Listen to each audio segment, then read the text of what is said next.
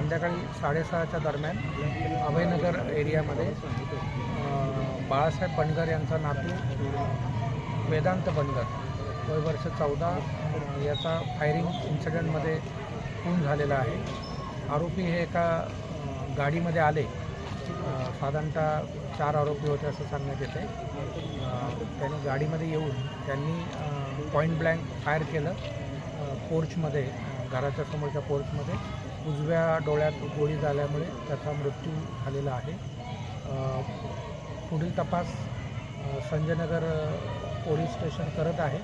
तपासात LCB आणि इतर टीम्स या काही संशयित आरोपी आणि इतर माहितीच्या आधारे शोध घेण्याकरता रवाना करण्यात आलेले आहेत. आजूबाजूचे जिल्हे यांनाही नाकाबंदीकरता सतर्क करण्यात आलेला आहे.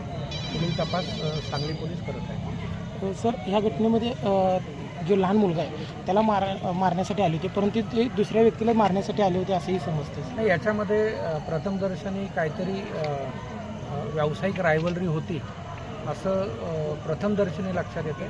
परंतु अजूनही फिर्याद होणं बाकी आहे. फिर्यादच्या आधारे आणि इतर तपासातच मोटिव्ह लक्षात येईल, परंतु प्रथमदर्शनी तसं लक्षात येते.